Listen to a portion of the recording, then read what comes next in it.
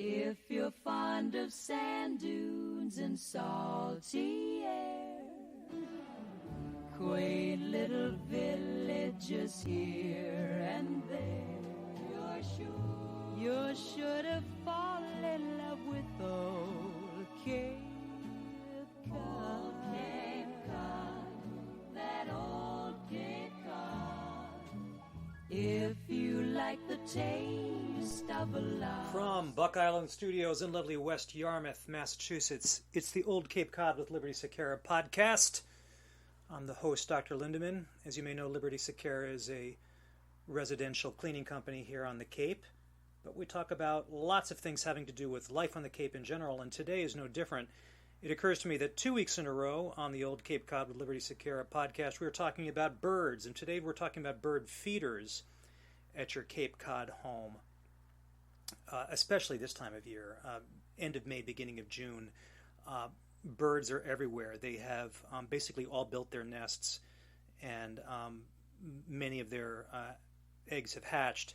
That is the birds that come to the Cape to lay eggs. And there is just a cacophony out there of bird song and calls, and it's really wonderful if you're a bird lover like Josie and I am. Now, what kinds of feeders are best suited for attracting birds to your yard? One thing that I didn't mention in the blog post that accompanies this is that the first quick step, if you don't want to get into too much detail and seed and suet and things like that, is to get a bird bath. We have a nice glass decorative bird bath, which is lovely, and the birds love it, particularly in the summer where they really, really need to cool down. But birds even take baths in the winter for reasons that have to do with their physiology. They're too long and boring to go into. However, the types of feeders that you would use really are of a couple types. The first one is a tube feeder in which you would put probably sunflower seeds in a mixture that I call 80-20, which is 80 outside the shell, 20 inside the shell, and the other is thistle. And thistle are particularly for finches, of which there are many. The third is blocks of suet, which the woodpeckers love. The grackles already eat it. On Cape Cod, some of you may be aware there are 4 types of woodpeckers. There is the hairy and downy, which are black and white woodpeckers that look very similar. They're different only by the size of their beak and the overall size of their body. Then there is the red-breasted woodpecker, which is misnamed because his breast is not red. It's in fact white, but the males do have a nice red spot on the top of their head.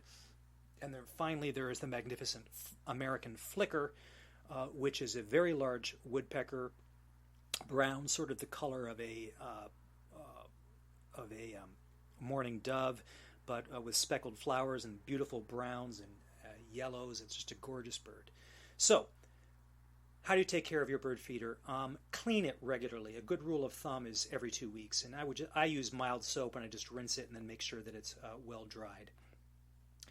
Next, use fresh bird seed. Believe it or not, seed gets old and it can mold and it can grow bacteria, and birds will eat it, but they shouldn't. It's bad for them.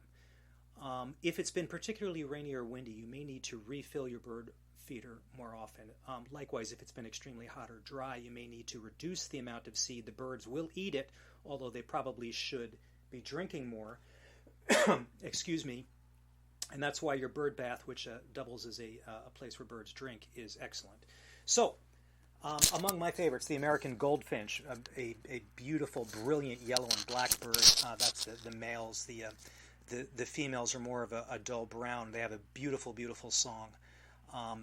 They're in the winter, even the males are sort of an olive color, and they love thistle. And I put those in a tube feeder.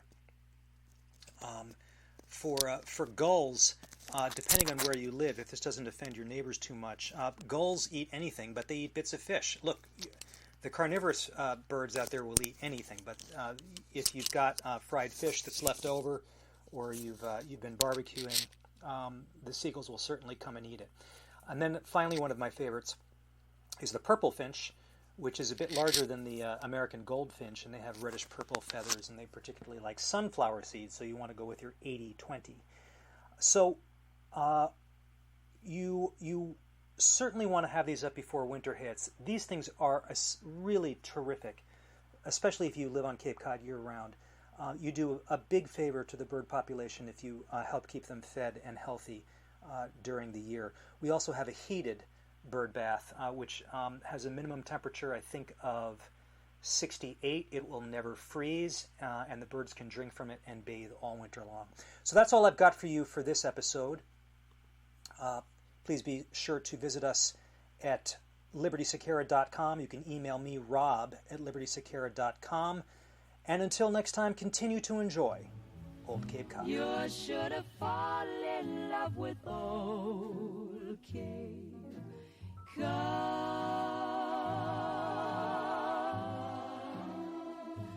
You're sure to fall in love. You're sure to fall in love with Old Cape Cod.